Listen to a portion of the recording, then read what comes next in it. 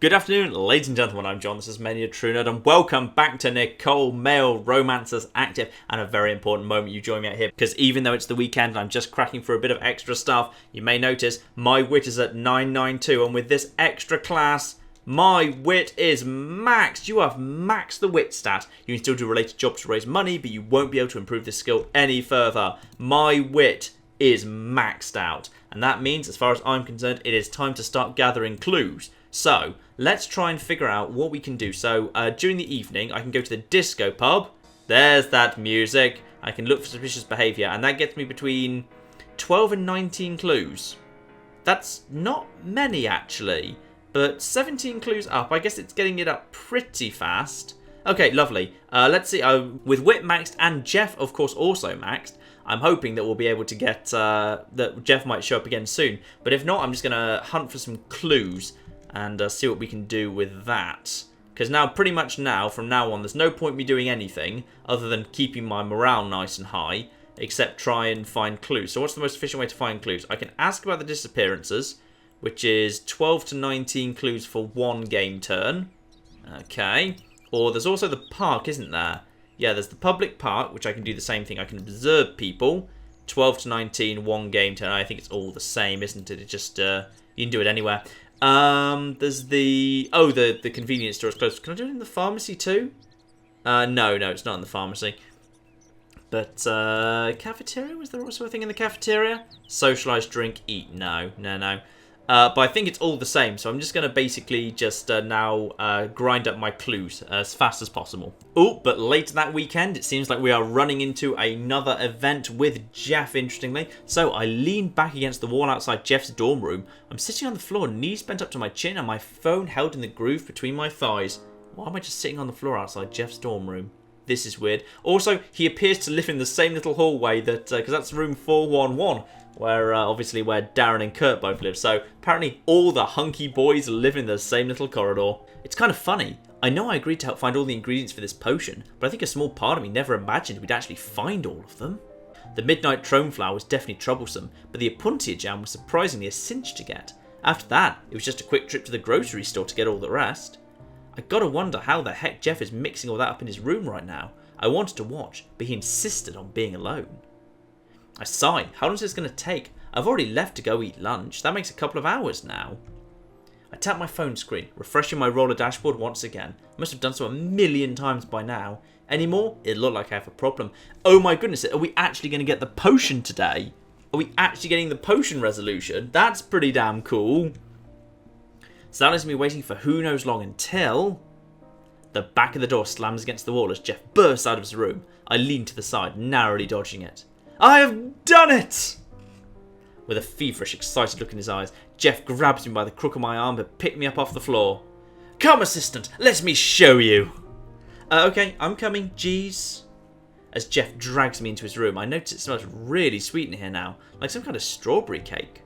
It smells good enough to be candle scent. Can't resist taking a few more whiffs. Nicole, don't sniff the date rape drug, okay? This could still be going really wrong.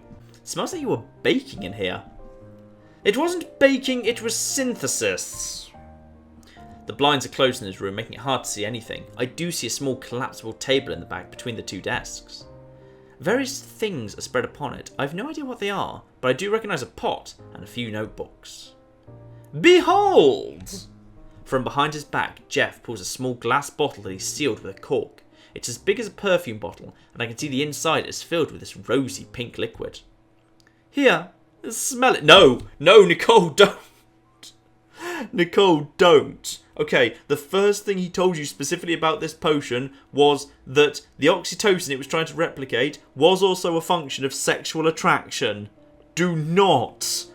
Oh, blimey, where the hell is this going? Jeff uncorks the bottle and offers it towards me. Tentatively, I lean in and waft the smell over towards me. It smells good, like, really good. That's the strawberry cake smell amplified by 5, along with other pleasant smells you'd find at the dessert bar of a buffet. That smells amazing. Doesn't it? Jeff's so thrilled he can barely contain himself. I don't blame him. He's been obsessed with making this potion since I first met him. I still have to ask, though. So, does it work? That will have to be tested. Jeff carefully corks the bottle back up before he continues. Good thing too, because he's soon back to gesturing with the wide swings of his arm. We'll need to perform an experiment. One subject should be sufficient enough, at least for a preliminary round. My hand shoots up. Oh, I can be the subject if you want. Nonsense, that won't do. I have decided to judge the results based on how well the subject seems to like me. You've already been exposed to me for far too long. You wouldn't be impartial. There are confounds everywhere. It wouldn't do. The experiment would be a disaster. He's right. That's actually good. That's good etiquette. He does actually need someone who's completely imbalanced. Though actually, he ought to do it with people who have known him to various degrees, and he needs to do it with more than one test subject. The fact he's using one test subject is very bad protocol. He should do it with enough that he can actually verify that it's not just an anomaly. So, but never mind. Let's crack on. As he gets lost in his spiel, Jeff starts waving his arms back and forward like we're on a deserted island and he's signalling an SOS. Relax, I won't be a subject if you're going to freak out about it. So is there anyone who doesn't like you? I'm not saying they have to hate you, but just someone who's neutral. Please say this is going to be Ted. Please say it's going to be Ted. This is going to turn out to a Jeff-Ted romance. Jeff hums under his breath and does that thing where he paces around. He goes back and forth across his room a few times before. Eureka! He stops in place and straightens up like he's been hit with a lightning bolt. There is an aide who works in the library. I see her on occasion, but even when I act in a manner I deem to be the most effective for her, she doesn't respond. However, if this, Jeff shakes the potion bottle by the neck, does what I hypothesize, she should start conversing. That's a good idea. We should test this on her. Nicole, you're getting a bit too much into... Yeah, let's use the untested drug on that woman in the library who doesn't like you to see if it makes you... I really feel like this is going somewhere creepy. I don't know if it actually is, but it could do. Why'd you have to use yourself anyway? Why not use complete strangers to see if they act like they're friends? Actually, that's a better idea. Then he can be truly impartial. That sounds more valid to me. Jeff goes quiet for a second, but goes back to wearing a confident smile soon after. I have my reasons for doing so. However, consider this a much more interesting way to proceed with things. In other words, it's so he doesn't get bored. Typical. Let us head for the library. If we spot her, we can proceed with the experiment. Alright. I get caught up in Jeff's excitement and let a little cheer of my own. But wait, shouldn't experiments be more structured than this? I would normally take more care in constructing an experiment for accurate results. However, in this case, a simple, crude experiment as such should demonstrate the intended effects.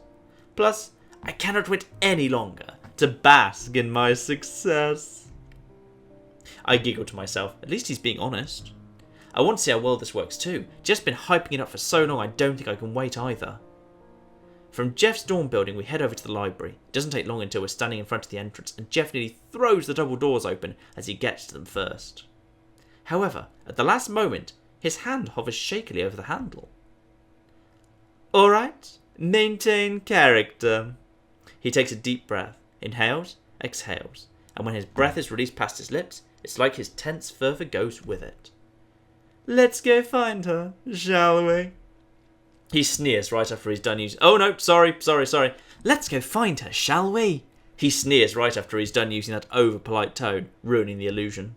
We walk right on in, and we're greeted by the sight of the first floor of the library. Immediately, Jeff heads up the flight of stairs in the middle. She works upstairs where all the reference books are located. Sneaking in food and drink? Ooh, we're bad. Please don't act like you expected any less of me. Jeff scolds at my sarcasm, though I can tell it amuses him. But something about this is really familiar to me. A girl who works at the library doesn't seem that responsive. Wait a second. Could it be? Once we're up to the second floor, I see her sitting behind the service counter with a book in her hand. I realise I was on the right track. I knew it. I exclaim in a hushed voice, not wishing to interrupt anyone else trying to study here. I've gotten into trouble for that one too many times already. It's got to be Chandra, right? That's pretty much the only other flipping female character in the story so far. Jeff gives me a puzzled look in response to my outburst, and I just shoot him a sly smirk. You've been talking about Bethenny this whole time. Alright, never mind. Completely new character then. You've been talking about Bethenny all this time, huh? Is that her name? I honestly had no idea. We're not besties, but we're acquainted. She's a nice girl.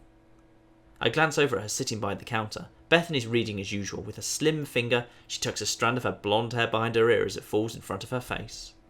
I agree, she can be a little stiff, but she's not rude. She's helped me find the books I've needed plenty of times before. Maybe we can use this to my advantage. The look Jeff gives me can't mean anything good. What are you going to make me do? Don't act as though I'm about to dissect you. I only want to use you as the control. You said you know her, yes? That I do. Perfect. I can watch how she acts with you, and use that as a baseline for the results. That sounds good and all, but you have one teensy little problem there. How do you plan on getting her to drink some of the potion? Bethenny's a real stickler for library rules. No food or drink allowed. She won't allow it. Jeff waves me off with his hand as usual. I will figure something out. I've come too far to be stopped by something so trivial.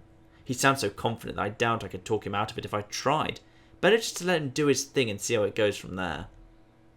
Fine, I'll go talk to her. Just don't do anything shady. You still don't know if that's safe to drink. Jeff huffs at me, pops the cork of the bottle and places a little on his finger. He licks it off quickly, making sure that I can see.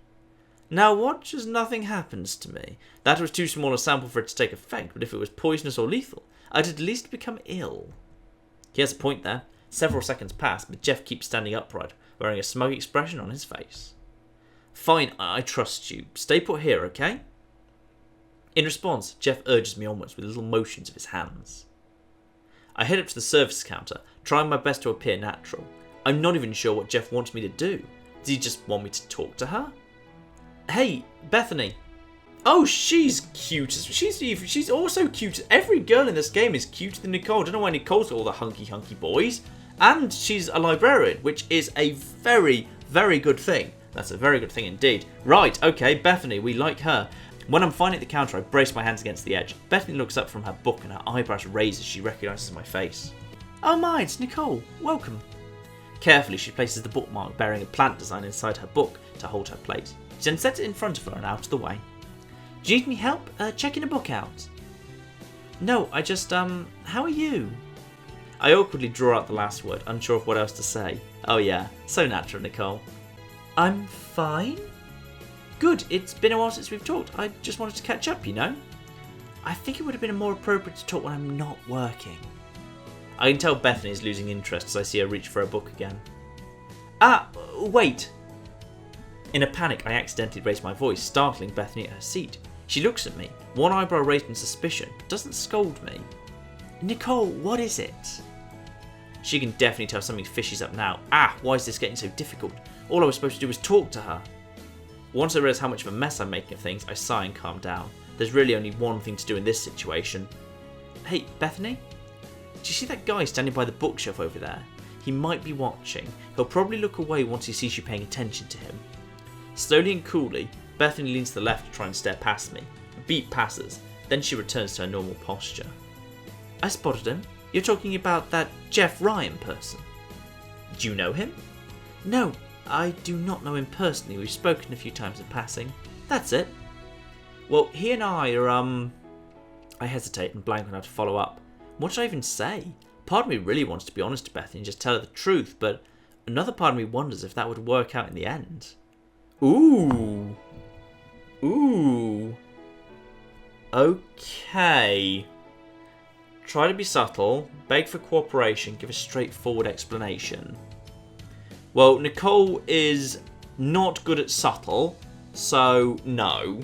And a straightforward explanation involves me telling her I want to drug her with a potion that is completely untested, which is a terrible idea because she would never agree. So even though beg for cooperation I don't necessarily think is like what you'd necessarily do, I think try to be subtle would be the best thing to do because I don't trust Nicole to do that. I'm going to go for beg for cooperation. Yeah, I'm going to go for it. Trying to trick her would make me feel bad, and being too honest would probably turn her off. Because the only way to go is with some full-on grovelling. Okay, can you do me a huge favour, Bethenny? I clasp my hands together desperately.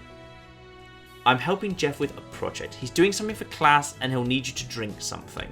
I love Bethenny's face right now. She just looks utterly terrified. Could you please drink it? I promise it won't kill you. It might even taste good. It's not lethal, and it might even be tasty. But why should I? Bethenny doesn't look convinced by my explanation. I can't really go into it, sorry. You won't get sick or anything, he just needs your reaction to it. Also, don't tell him I begged you to drink it or he'll be pissed at me. Bethenny stares at me for a few moments, sighs, then nods and excellent, job done. I don't quite understand, but I'll do it. Even if it's against the rules, it seems important to you. Oh, no because it's already maxed out. Okay, so that would have been a positive relationship thing anyway. Excellent. I give a sigh of relief. I guess it is important to me, which is kind of weird. This is Jeff's potion, not mine. You're a lifesaver, Bethenny, thanks. I didn't want you to drink it without me telling you first. It'd feel horrible. It won't do anything bad, right? No, don't worry. It's safe. Unless you count starting to like Jeff for something bad. But then again, he's not a bad guy. Deep down. Alright, so he should be... Wait, where did he go? He was standing right there near the bookshelf when I last looked. Well, hello. Oh no, sorry. He must be doing his nice voice because he's actually near another person. Well, hello there. I nearly jump in place as Jeff suddenly appears next to me. He scared the heck out of me. Oh, Jeff, there you are. I was just wondering where you went. Sorry about that. Jeff rubs the back of his head and holds up a lunch canteen in his hand. Did you have that on him all this time? I was looking for a book I've been interested in for the longest time. Couldn't find it though. Oh well. Then, as if just noticing Bethenny, Jeff turns to her in utter surprise. Oh wow, I didn't know you two were friends. We've talked a few times, right? Your name's Bethenny. Yeah? You're Jeff Ryan? That happens to be me. Haha. I'm friends with Nicole. It's nice to officially meet you. Jeff makes a show of air quoting, then unscrews the cap on of his canteen to take a sip. Oh, that's weird. He pulls the bottle away and makes a face. This smoothie tastes different than I'm used to. Really? Like how? I can see where Jeff's going with this. I play along, try to keep casual even though Bethenny knows what's going to happen anyway. This tastes sweeter. Bethenny, could you taste this for me? I'm not going crazy, am I? He offers Bethenny his canteen. Whoops, I forgot. No drinking allowed in the library. My bad. No, it's fine. I'll taste it. I catch a look from Bethenny as she takes off the cap and puts the canteen open to her lips. She pats her lips dry and hands Jeff back his bottle. Both Jeff and I wait for her reaction. Does taste a little sweet to me. Very sweet, in fact. Yeah, weird, right? I don't know what happened to it. I couldn't guess. I exchange a look with Jeff. We're both obviously wondering if that potion took effect, but it doesn't look like Bethenny's any different. Was that all? Yeah, she's definitely not any different. Oh god, it's that word again. No, not saying it. I can sense Jeff spannering next to me as much as he's trying to hide it. A hand combs itself through his hair while he tugs at it with tense fingers. No, He thrusts out his canteen again. Please, have some more, really. I insist. I don't want any more. Drink it. Jeff's voice becomes so harsh that it startles both Bethenny and me. With a steely expression, Bethenny complies and takes another drink of Jeff's potion, but she never changes. She doesn't seem like she likes either of us more than she usually does. I shouldn't bother to repeat it, but it's still overly sweet to me. That's it, there should be more than that. I widen my eyes as I hear Jeff reverse to his normal voice, his mean voice. You probably just didn't drink it right, or... Flustered, Jeff sprints off, leaving Bethenny and I standing at the service counter. I almost call out his name before I remember that would completely bust library rules. But Jeff looked completely devastated. I can't let him go by himself. Maybe that's what he needs right now, though. Was he okay? I gave him my reaction like you told me to. Yeah, you did great, Bethenny. Thanks. It's not your fault. I take the canteen from her and screw the lid back on. Yeah, Bethenny's definitely no different than she was a few minutes ago. That means this potion Jeff worked so hard on, it's a dud. I'd be lying if I said I wasn't expecting it. However, Jeff's reaction was something I couldn't possibly have predicted. I'll talk to Jeff later. I'm sure he's okay. Don't worry. We aren't familiar enough for me to worry. Say more, Bethenny, for sure. Anyway, I bid Bethenny goodbye and then hurry off to chase after Jeff. However, it's not until after I leave the library that I realise there's no use. when Jeff doesn't want to be found, he's not going to let me. I've no idea what direction he ran off to. I reach behind my head and tightly rub the back of it. I guess the best thing to do is give him some space for a little while. I can't imagine how he's possibly feeling right now. Okay, so it turned out the potion, by the sounds of it, did not work. And we'll probably get to the aftermath of that very soon. But I will crack on with a little bit more of this. And then very soon, I mean, we will start getting those clues up very quickly now. And I think also we'll probably have the fallout from what just happened with Jeff coming up soon. But in the meantime, I've been John, this has been Many a True Nerd, and this has been Nicole. Thank you very much, and goodbye. Haha, I'm a genius at time. Oh, okay, this escalated quickly. I'd like to fly your drone. So good about a butterfly in a bucket. What does that tell you about the human condition? Are we the butterfly and is capitalism the bucket? What happens if you go right to the back in time? The very beginning of time. Oh, you literally just burn the universe.